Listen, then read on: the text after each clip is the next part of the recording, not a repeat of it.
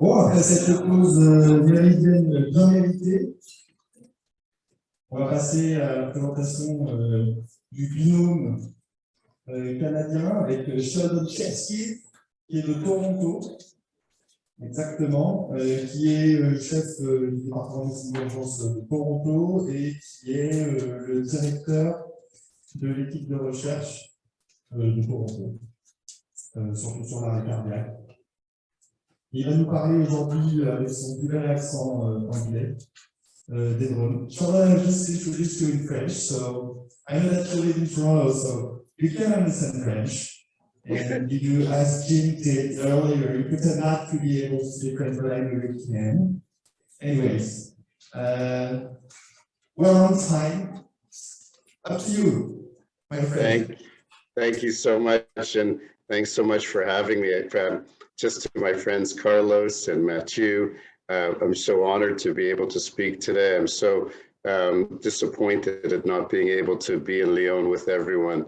I know when I got this invitation last year, we circled it in my map, in my calendar, my wife and I, because Lyon is gorgeous, supposed to be the #1 center for Michelin star restaurants in the world, and I love to eat and I love to drink wine, so it was unfortunate that I can't be there today, but hopefully I'll be able to give the same talk that I was able to if I was there, and that's really looking at drone technology. So how do we use drone technology to improve outcomes from rural and remote out of hospital cardiac arrest?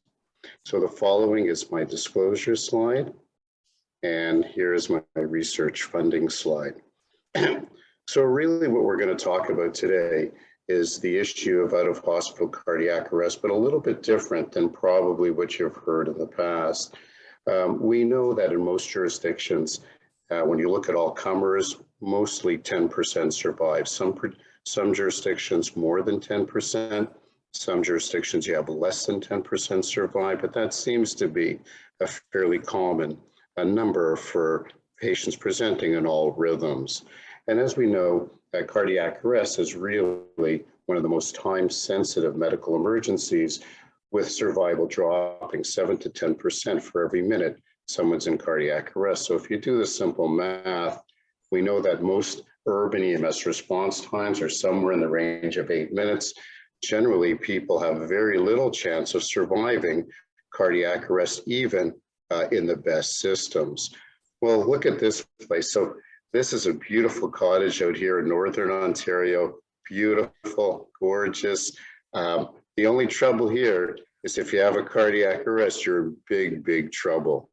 And we have to understand that in Canada, the vast majority is actually rural. We have a lot of very fancy urban centers, Toronto, Vancouver, Montreal, but a lot of Canada is rural and a lot of the world is rural. And can cardiac arrest survival be similar in rural centers compared to urban centers? Especially when you look at rural centers, you're looking at response times of 12 minutes. Well, 12 minutes, if you look at that decrease in response per minute, you really need a lot of luck to survive cardiac arrest. And we know, and Jim may have given this example, what we're trying to do in Canada is take luck out of the equation, trying to make survival from cardiac arrest an expected response, not a lucky response. So where do drones come in? So what are drones? Drones are really unmanned air vehicles. And as you can see, drones come in all different shapes and sizes. You can see here some drones are almost the size of actual airplanes. And the drones that we use in our research are not your drones that you're flying around in your backyard. The drones that we use are known as beyond visual line of sight drones. So these are drones that are monitored remotely. They generally fly in a distance of anywhere from, it says 990 to 900 meters for us. We tend to fly them about 200 to 300 feet. The payload and airspeed is really dependent upon the size of the drone, and that will also determine the range of the drone. Very, very important. If you're using a drone that you can see via visual line of sight, that's not a drone that you're going to be using in our type of research. Most of the drones we use have very specific technology, so sense and avoid, detect and avoid. So they want to make sure that you're not going to hit anything up in the airspace that the drone is actually flying in. But these are fully autonomous drones being controlled by a central dispatch. Now, we know that drones have been used in medicine for a large number of things. So commercial products, a lot of contraception, medication, trauma, looking for patients or victims in local locations. But as a cardiac arrest researcher, my focus is how can I get an AED to a victim of out-of-hospital cardiac arrest quicker through the use of drone technology. So we first published some work back, and this is probably now 3 or 4 years old, looking at optimizing a drone network in Southern Ontario in Canada.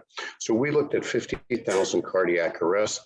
We looked at these cardiac arrests over a 6 or 7 year period of time. And we wanted to see if we actually look geospatially at where cardiac arrest was occurring in Southern Ontario, could we put drone locations in a variety of sites and improve response time based on historical cardiac arrest response time?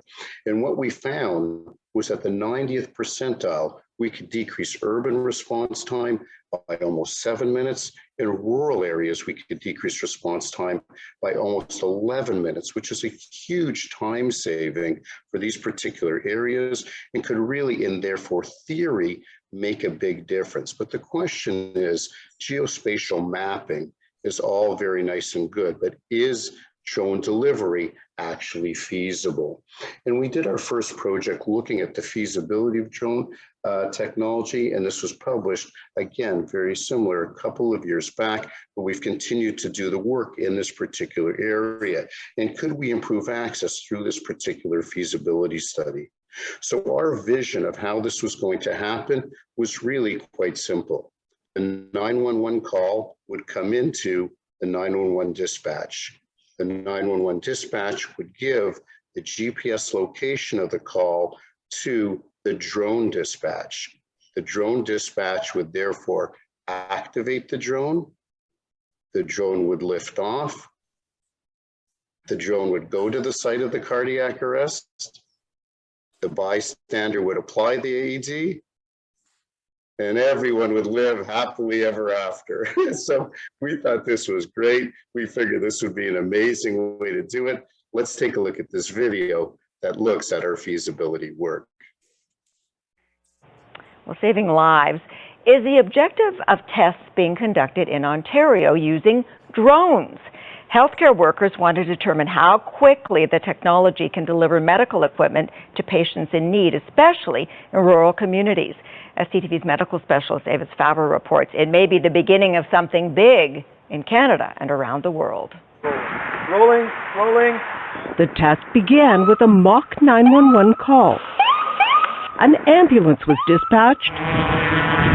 So too was a drone carrying a heart defibrillator, remotely piloted over a rural region north of Toronto. The research question: what would get to the site of a simulated cardiac arrest faster? What was amazing is you could see from a distance the drone coming, and then you could see the drone landing, and you couldn't see an EMS vehicle there. The study run by Dr. Sheldon Cheskes found the drone arrived on average 3 to 4 minutes earlier than the ambulance, allowing a bystander to get the unit and apply the shock. Survival in rural communities is really abysmal for cardiac arrest. So this really has an opportunity to change things.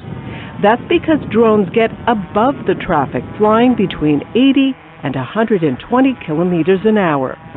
But studies have to first confirm the drones are reliable, cost-effective, and able to handle the Canadian climate. Still, various drone technologies are being tested for medical use around the world.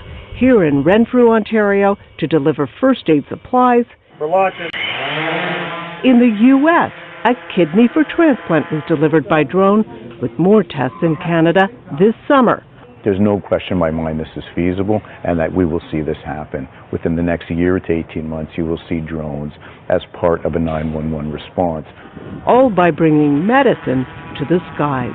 Avis Favre, CTV News, Brampton. So as you can see, we were really excited by this. We did a number of research flights, and each of these flights, the drone got to the site of the cardiac arrest simulated earlier and quicker than an EMS delivered response. And your response times when we worked in Renfrew, so a different county in Ontario, the longer the distance, the greater the saving in time in relationship to the drone getting to the site of cardiac arrest. But one thing I think that's very interesting is we try to do a lot of qualitative research. So what do the communities think about drones flying in their particular area? So we published this work again, this was just a couple of years back, trying to get an idea of what the community thought of us flying drones with respect to cardiac arrest. And 4 themes came out of this. The 4 themes that came out is, why our community? So many communities don't realize when they're rural that their survival is actually very poor. Their EMS response may be appropriate given the number of emergencies they see, but for cardiac arrest, it generally is not. Is their EMS response sufficient? It may be in a rural area, but for cardiac arrest, where time is very important, it may in fact not be. What's the liability if a drone falls out of the sky and lands somewhere that it's not supposed to land? That's very important, and that's really covered by the technology of the drone, that doesn't happen. But the most important thing we learn, and this is critical for all our programs, is everyone loves drones. I can tell you that. They had no clue how to use an AED. And I think that's really, really important when we're thinking about community response programs, is that we may think we have the best solution, but if someone's not there to apply an AED or know how to use an AED, you're not going to get a benefit from the technology. People often ask me, what does a drone pilot see when they're looking at the drone? So if you see here on my side on the left, that's a GPS map. If you look at the top right here, what you'll see is the frontal view, so from the camera view of the drone, and also a descending camera view. So we have 2 cameras of the drone, one looking straight, one looking down. So we see here in this video, you'll see the drone actually, just going to take you back here one. You'll see here in this video how this actually works. You'll see the drone coming out to a location, and you'll see the package, including the AED, being dropped in our particular test site. So you'll see we have our gentleman there, our responder in the bottom left. He's going to be picking up the package as the package lands from the drone. You'll see here as well a picture of our next video. Here is the Swedish group, and I'll talk about their work very shortly, dropping the drone in an area of a residential area.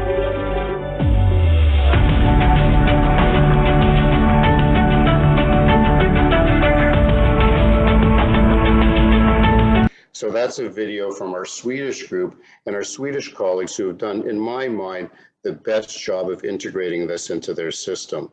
Andreas Klassen, who I'm now doing a great deal of work with, published this paper just recently in the European Heart Journal, and it was phenomenal work in integrating a drone system into a 911 system, the first in the world to do that.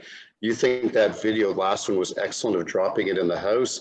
I've seen them drop a drone with an AED in a downtown core right next to a bus where cardiac arrest was happening on the bus. It was just unbelievable.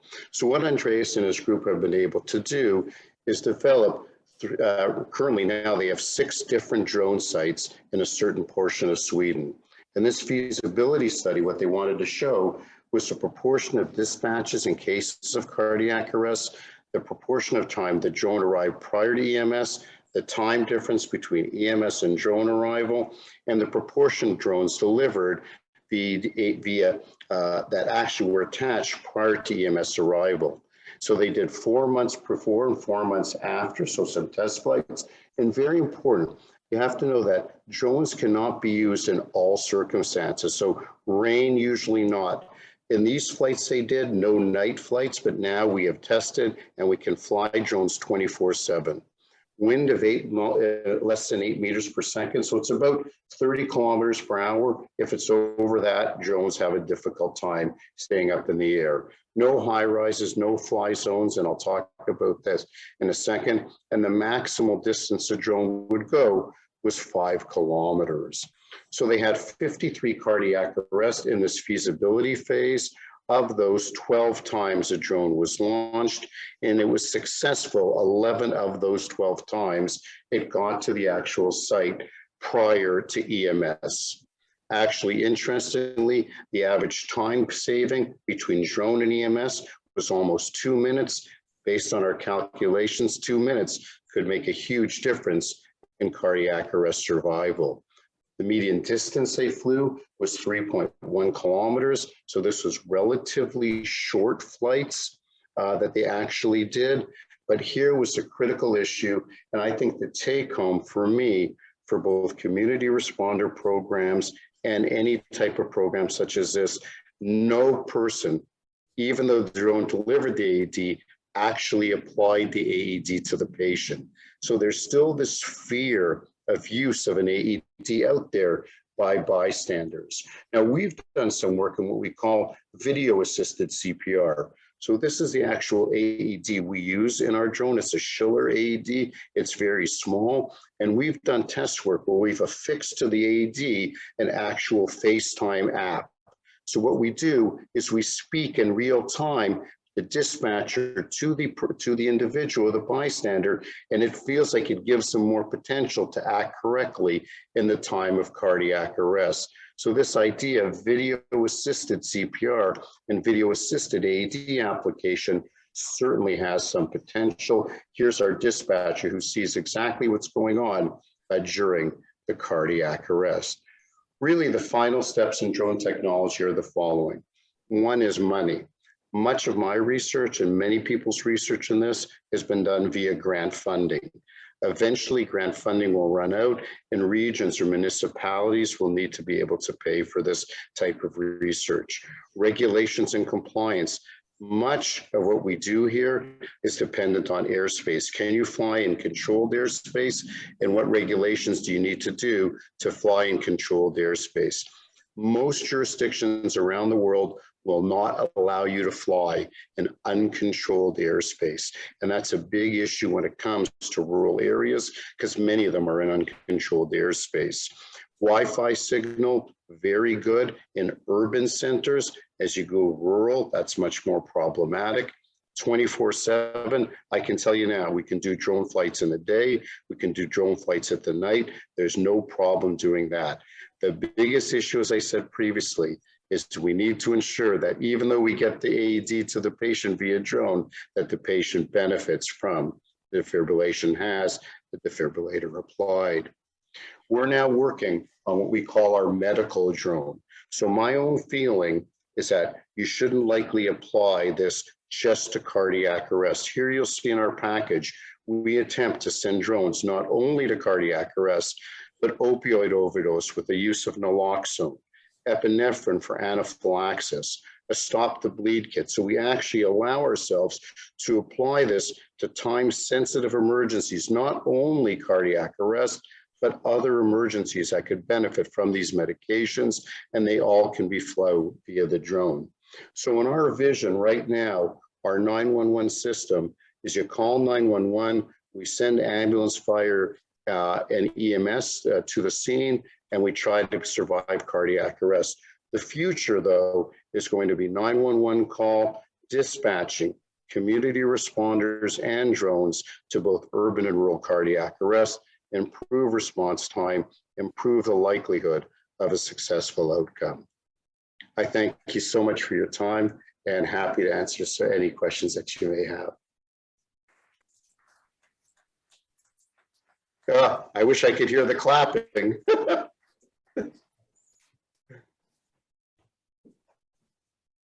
Thank you, Charlotte, for this amazing presentation. Thank you so much, Mathieu. À vous les questions? On devrait en avoir, non? Oui. Tu veux pas prendre le micro, s'il te plaît? Moi, je voulais juste savoir en termes de distance, parcouru aussi, alors peut-être qu'il y a un peu, je sais pas bien, des choses que moi je fais. Je veux savoir si à des distances plutôt rapprochées, ça peut faire pas mal de trajets. C'est très limité, mais il va répondre. Charlotte, what is the distance range For the drone? to be able to deliver? So the range of the drone really is dependent upon the size of the drone. So the bigger the drone, the farther you're going to be able to go. The drones we're using right now, the range is going to be about 14 kilometers. So when we think about this, this is 7 kilometers outgoing, 7 kilometers for the drone to come back. Remember though, that the drone flies, as we say, straightest acrero, so it goes the shortest route possible. So it doesn't have to take all the turns that cars or ambulances need to take. So you can also, we have drones that are large, they can go 30 kilometers in one direction. But if you're flying 30 kilometers, my concern would be by the time you get to the patient, you're already in the mechanical phase of cardiac arrest. It's unlikely you're going to be able to make a difference. So if you want to make a difference, I think you're going to need to likely fly the shorter routes. Certainly in a rural area where response time is very long, you could still do better using a drone, but I'm just worried that you're going to get too far along the cardiac arrest to make a difference. So generally, anywhere from 15 to 30 kilometers, depending on the size of the drone. Il dit que la distance dépend de la taille et de l'autonomie du drone. Les drones sont gros, les gros modèles de drones actuellement sont capables de voler 14-15 km aller. Donc en gros une trentaine de kilomètres aller et retour. C'est la première réponse. Et puis il a quand même beaucoup parlé du temps.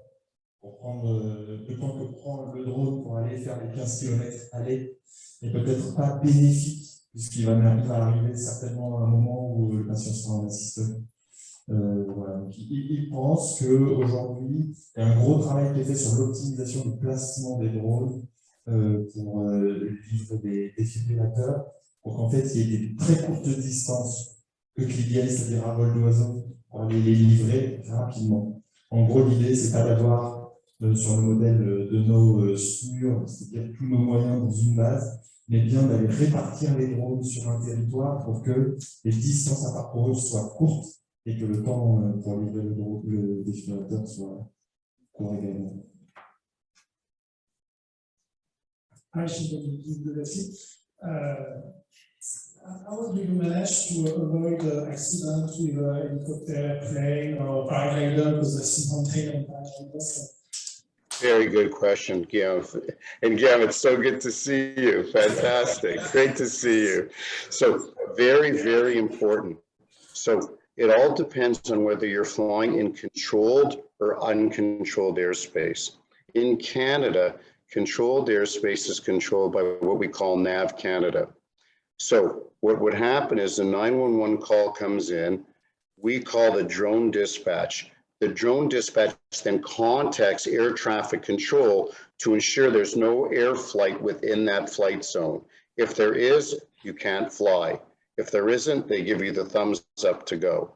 So there always has to be a communication between that and air traffic control. So in Sweden, they have now 6 different locations.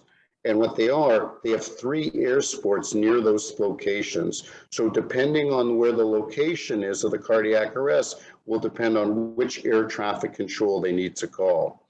The trouble with uncontrolled airspace is that people who fly there don't have to give a flight plan. And that's where the risk is. The risk is very small because the drones are flying at a height of about 200 feet. Most planes are not flying at 200 feet unless they're on descent, and that's where the issue is. So I suspect it's going to be easier to fly in controlled airspaces, but the balance is uncontrolled, i.e. rural areas, maybe where we need it more. La question de Guillaume, c'était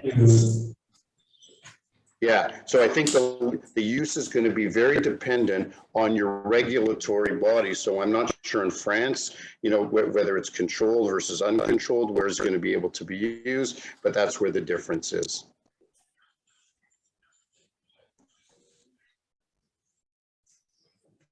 Thank you, Charlotte. We'll ask you for a moment, but I think we got the answer right. La question de Guillaume était comment vous faites pour prévoir et éviter les accidents et les incidents. Et la réponse de Sheldon, c'est dans les espaces aériens contrôlés, à savoir là où il y a des couloirs de circulation des hélicoptères, des avions, etc. En gros, les forces de contrôle sont capables de communiquer avec le centre qui va envoyer le drone pour dire tu peux prendre cette voie, etc. Ça, c'est possible. Donc, il dit que globalement, le risque est faible dans les milieux, dans les espaces aériens contrôlés, et il est un peu moins faible dans les espaces aériens non contrôlés, où en fait, il n'y a aucune visibilité sur ce qui va traverser potentiellement ces espaces-là, et qu'une des solutions envisagées utilisé par les Suédois en ce moment, c'est d'avoir six localisations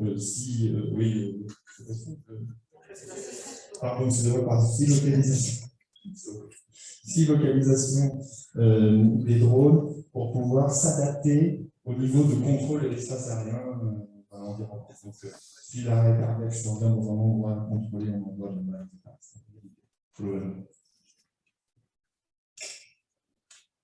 I'm not sure that Matthew is well translating. Thank you, Carlos. I say, you had a dream, you made it, but how does it cost and who pays? Very good question, Carlos. So right now, all the research that we're doing is being funded by my grant. So it's all being funded by grant funding. The drone companies are doing all this as part of the research and development. So right now, there hasn't been a big cost. The question is, when you want to do it 24/7, who's going to be able to pay for it? I think what's going to happen is that the regions are going to pay for it, so the municipalities in Canada. And I think we have a lot of funding, or we will get funding from philanthropy. So I think there's a lot of companies who are interested in research to do this and funding something like this. One of the drone bases, so one of the drone stations that we build for this can cost anywhere from $50,000 to $75,000 to set up. Now that's your original setup and infrastructure. From there, though, the monitoring of it is not going to be all that costly. It's the original setup of the sites that can be expensive. So right now, as I said, grant funding, R&D. I think once we get into this, I can tell you right now, I still have grant funding to be able to launch this for a couple of years. And I also have money from our region or municipality, but we'll also be looking for companies who are interested in this type of thing. I can tell you right now, Carlos, one thing I recognize is whenever you have technology and you save lives, people are very, very interested in that. So I think we'll likely be able to get funding to be able to make this happen. And you think it may be more efficient in rural areas, in unmedicalized areas?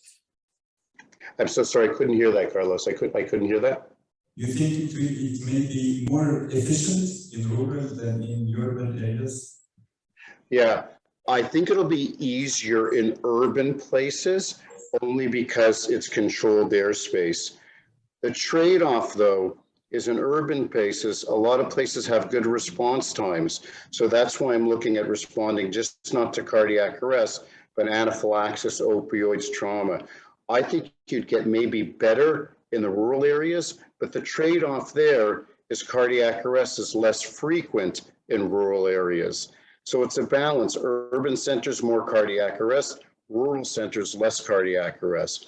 No question, based on where you can fly, urban or suburban centers are probably the best right now. I think purely rural are going to be a challenge.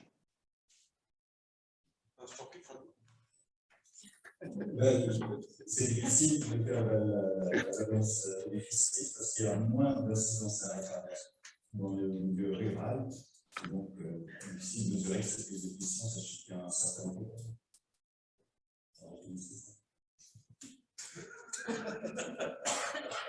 Est-ce qu'il y a des questions?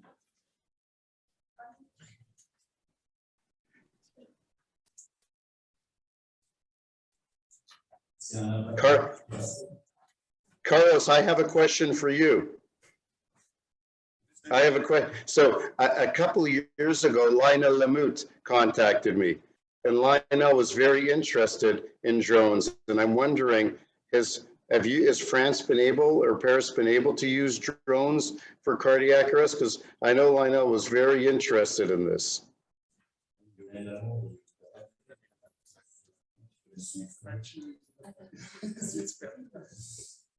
So thank you for this question, Sheldon, because it's a hot topic in France. To the best of my knowledge, nobody has implemented on a daily basis drones for medical EMS responses in France, but some places are evaluating them currently. And there's some places in Toulouse, and there's a firefighters brigade in Paris that works on the drone AD delivery. But there's also something that's going on, and Charlotte, I'm happy that you are asking the question, because maybe the future tomorrow is the use of drones for the AD delivery, but the day after will be flying ambulances. And that's something that we are currently working on in Paris and also in Lyon on simulated data and history data, because there are some companies that build flying vehicles that can embark EMS personnel, just like an ambulance, but it's flying by drone with longer range and stuff like that. So maybe it's the day after the drone. Okay, that's good. That's good to know, because I knew they were interested for sure. So it's good to hear that there's still some work being done. I think there's lots of work being done. I can tell you the Swedes have done some phenomenal work. We hope to work with them on a randomized trial to have 2 sites doing this to compare. I think the important piece right now is not so much the survival piece, but can we get more AEDs to people in private locations where the vast majority of cardiac arrests occur? We know public access to fibrillation, the vast majority happen in private places, and that's why public access to fibrillation probably hasn't had the benefit we thought it would have, because we're not getting to these places. So that's why you're seeing the proliferation of things such as community responder programs, Pulse Point, HeartStream, all the dispatch programs. Those are trying to get cardiac arrests more commonly to places where they're actually occurring, as opposed to the public location. So I think these are ways to think outside the box and novel ways to improve outcomes from cardiac arrest. Après, la question était est-ce qu'en France on travaille aussi sur les drones?